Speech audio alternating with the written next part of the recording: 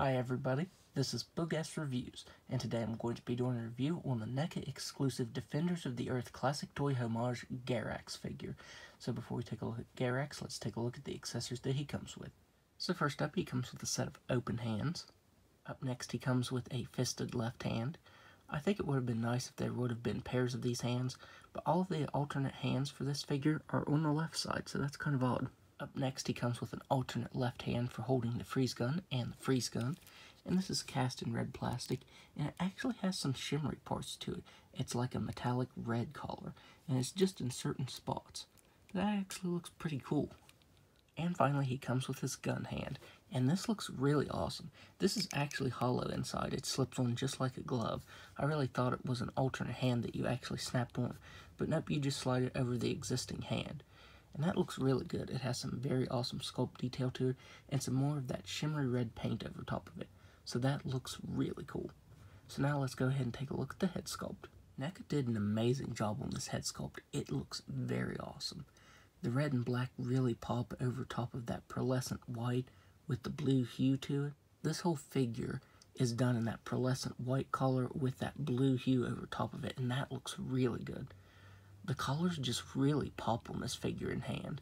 I never got the original. I was actually just waiting to get this one, and I'm glad I did, because the colors on this one look so much better than the retail release. All the little shape sculpture on him, that looks very nice. NECA did an amazing job on this. And the big difference on this one is the lenticular Ming there on his stomach. You can see as you turn the figure, Ming's head moves. And that is awesome. This figure homages the original Gloob Garax figure, and I think this looks so good. Like I said, I think this version definitely looks much better than the previous version. It just looks very awesome. My only real complaint is you can see some little specks in the plastic right here, like some little brown and black spots, and I don't know what that's from at all. You can see some here on the back, up by the shoulders and the neck. You can actually see a little cut there in the plastic. So that's really my only complaint with this is that it actually has some weird spots on the plastic. But other than that, it looks very good. Like I said, all of the shapes are sculpted very nicely on the figure, and the colors are superb.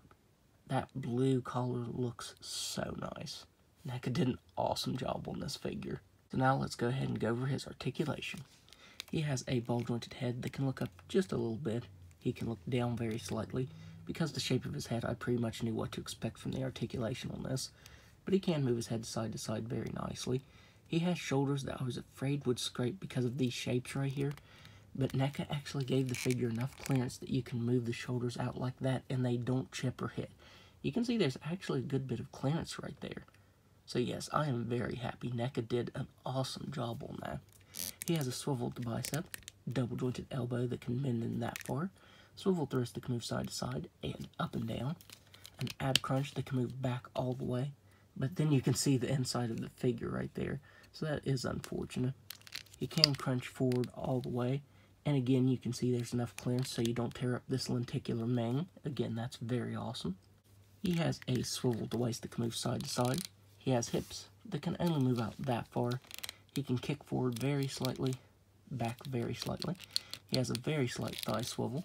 He has double jointed knees that can bend back all the way. He can kick himself in the back. He has a swivel at the ankle that can move down all the way, up all the way, a nice ankle rocker, and toes that can move up all the way. So now, let's do some size comparisons. So first up, here he is next to Ming. Here he is next to the Phantom. And finally, here he is next to Flash Gordon. Surprisingly, I still need to pick up Lothar and Mandrake at some point. So overall, NECA did a phenomenal job on this. This figure is awesome, and I think it looks much better than the original Garax figure from Wave 2.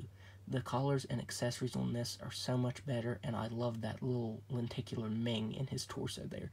That looks amazing. This was made to order for the NECA store, so hopefully everyone that wanted one was able to get one, because this is very awesome. So that's my review. If you like this review, be sure to hit the like button and subscribe to my channel. Thanks for watching.